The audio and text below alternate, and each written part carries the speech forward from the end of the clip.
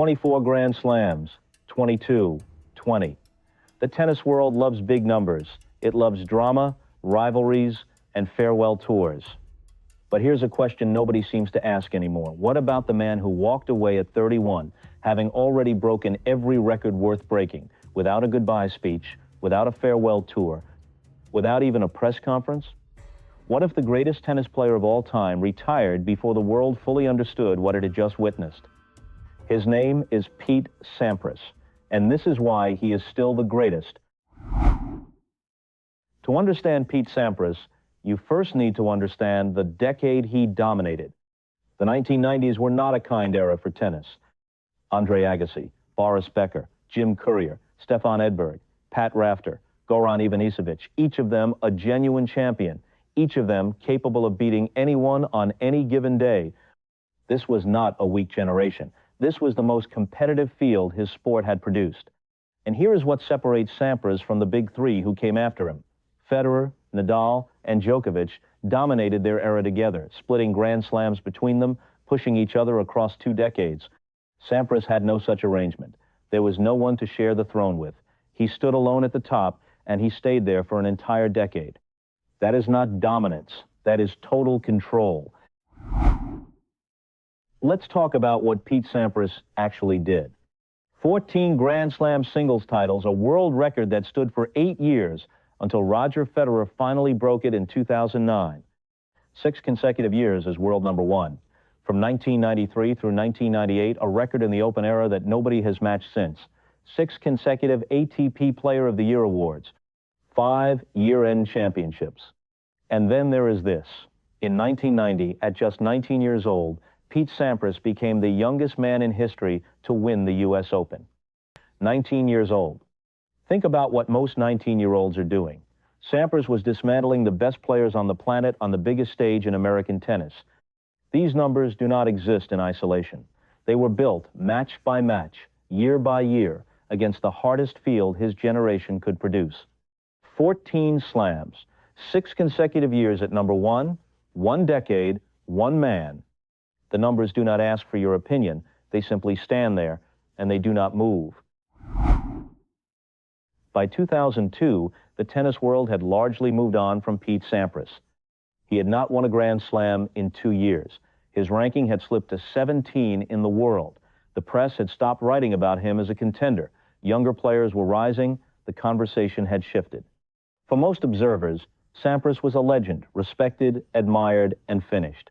He arrived at the U.S. Open that summer almost unnoticed. No fanfare, no narrative built around his comeback, no television segments about whether he still had it. He simply showed up, racket in hand, and started playing. Round by round, he moved through the draw quietly. The crowd was watching. The press was not. And then, almost without warning, Pete Sampras found himself in the final facing Andre Agassi, his greatest rival, the man who had pushed him harder than anyone else across their entire careers. What happened next was not a surprise to Sampras. It was to almost everyone else. He won. Straight sets. His 14th Grand Slam title, the record-breaking 14th, claimed on the same court where he had first announced himself to the world as a 19-year-old in 1990. After the match, Sampras said, "People wrote me off, but I believed in myself. I won my first major and my last at the place that changed my life." Here is the detail that makes this story truly extraordinary. That final was the last competitive match Pete Sampras ever played. He never officially announced his retirement. No farewell tour, no ceremony. No press conference. A year later, he quietly confirmed he was done. He let the 14th title be his final word, and what a word it was. This was not luck. This was not a hot streak. This was a man who understood at the deepest level what it meant to compete and who refused to leave until he had said exactly what he came to say. If the U.S. Open was where Sampras made history, Wimbledon was where he became something else entirely, something closer to a force of nature. 7 Wimbledon championships, 7 finals entered, 7 titles won. Not once in 7 attempts at the biggest grass court stage in the world did Pete Sampras lose a final. That is not a hot streak. That is a perfect record on the grandest possible stage, and it has never been matched in the Open era. The streak behind those 7 titles tells an even deeper story. 31 consecutive match wins at Wimbledon. In his final 57 matches on that famous London grass, he won 56. These are not the numbers of a great Wimbledon player. These are the numbers of a man who had simply claimed a place as his own. But here is the detail that stops you cold when you first hear it. Sampras once admitted, "I was a hard-court guy, a Californian kid. He was not born for grass." He did not grow up dreaming of Wimbledon the way some European players did. The surface was never his natural home. And yet he owned it more completely than anyone in history. What does that tell you? It tells you that Sampras did not need perfect conditions to be perfect. He did not need to love a surface to master it. He brought his level to wherever he stood, and his level was simply higher than everyone else's. Boris Becker, a man who won Wimbledon 3 times himself, a man who faced Sampras on that court more than once and lost, said it plainly, "Because of him, I stopped thinking about winning Wimbledon." That is not a compliment, that is a confession. Pete Sampras played tennis the way it was meant to be played. Serve and volley, attack the net, finish the point.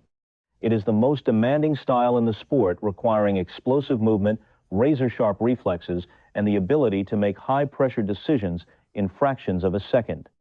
There is no hiding in serve and volley. Every approach to the net is a commitment. Every volley is a statement.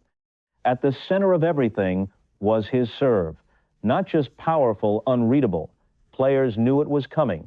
They knew it would be fast, and they still could not handle it. Ivan Lendl, one of the most formidable returners of his generation, described the experience simply and honestly. "The ball just crumbled on your racket." That was not a complaint. That was a confession. Sampras himself understood exactly what his serve meant to his game. "There's always one shot that I can rely on. When I'm not hitting the ball well, my serve." Now, consider the context. The grass courts of the 1990s were faster than they are today. The conditions demanded more from every player: faster reactions, sharper instincts, cleaner technique. Modern baseline tennis, built on topspin and consistency, would have looked very different on those surfaces. Sampras did not just survive those conditions, he thrived in them, using the purest and most unforgiving style the game has ever produced. Serve and volley is nearly extinct in professional tennis today. Sampras mastered it at its absolute peak. That is not a footnote. That is a defining part of his greatness. There is a version of greatness that announces itself loudly: fist pumps, sideline celebrations, emotional outbursts that fill highlight reels. Pete Sampras was none of that. He walked onto the court, he competed, he won, and he walked off. No theater, no performance, just results. But do not mistake the silence for indifference. Beneath that calm exterior was one of the most ruthless competitive minds the sport has ever produced. Sampras himself explained it this way: "Choking is being in a position to win and then experiencing some critical failure of nerve or spirit. That never happened to me. And I can't help but think it was because I was never afraid to lose." Read that again slowly. He was not afraid to lose. In a sport where fear of losing destroys careers, where the pressure of a Grand Slam final has broken players far more expressive and emotional than Sampras, he was simply not afraid. That is not something you can coach. That is not something you develop in practice. That is a fundamental wiring of the competitive mind that very few athletes in any sport ever truly possess. He also said, "Throughout my career, my mind rarely wandered, and I was never sidetracked by distractions, no matter what I was going through off the court." His greatest rival understood this better than anyone. Andre Agassi, reflecting on their careers, said, "I wish I could emulate his spectacular lack of inspiration and his peculiar lack of need for inspiration." We could not be more different, Pete and I. Agassi needed fire to perform. Sampras needed nothing. He arrived complete. And that psychological self-sufficiency, that absolute independence from external motivation, may be the single most underrated quality in the entire GOAT conversation. Let's be honest. If you're watching this and thinking, what about Federer's 20 slams, Nadal's 22, Djokovic's 24? That is a completely fair question, and it deserves a straight answer. Yes, the big three won more Grand Slams. Yes, they played longer. Yes, they competed across more surfaces with greater consistency over more years. No serious argument about tennis history ignores those facts. But here is what that argument misses. Federer, Nadal, and Djokovic shared their era. They defined it together. Three generational talents competing at the same time meant the slams were inevitably divided between them. Sampras had no such competition at the top. He was not one of three. He was simply first alone and by a distance. Then there is the question of conditions. No Hawkeye, no advanced sports medicine, grass courts that were significantly faster than today, demanding a completely different level of reflexes and net skills. Sampras operated without the tools and surfaces that modern players have built their games around. And finally, he retired at 31. Federer played until he was 41, a full decade longer. What would Sampras's slam count look like with 10 more years and a healthy body? Nobody knows. But the question itself is worth sitting with. In 2014, Sampras was asked about the greatest of all time debate. He said, "Is there one greatest player of all time? I don't know. Each decade has their player. I certainly had my moments in the 90s. His moments. 14 Grand Slams. 6 years at number one. That is what Pete Sampras calls his moments.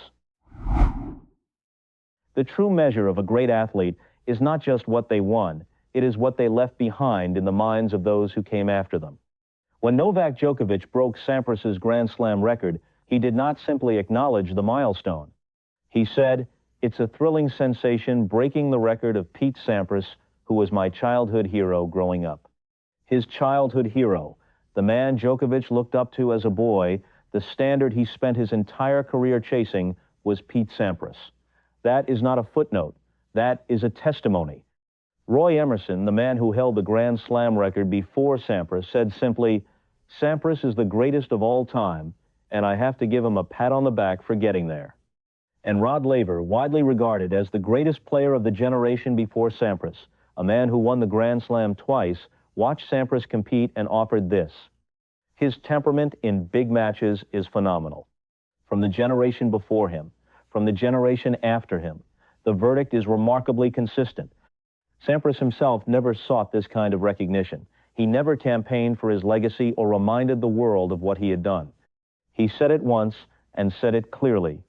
"What I've done in the game is always going to stick, no matter what happens." No goodbye speech, just a body of work so complete that it needed no explanation and a shadow so long that the greatest players of the next generation grew up inside it. Here is the simplest version of the argument. Pete Sampras was not the most expressive player. He was not the most beloved. He did not play the longest. He did not win the most Grand Slams in the final count. But for one complete decade, against the hardest field his sport had ever assembled, he was utterly, consistently, and mercilessly the best player on the planet. No one came close to touching him at his peak. No one has since replicated what he did at Wimbledon, and no one has held the #1 ranking for 6 consecutive years since he stepped away. He said it himself, "I let my racket do the talking. That's what I'm all about, really. I just go out and win tennis matches." In a sport where everyone is chasing greatness, Pete Sampras never chased it. He simply was it. And maybe that is exactly why, decades later, we are still talking about him.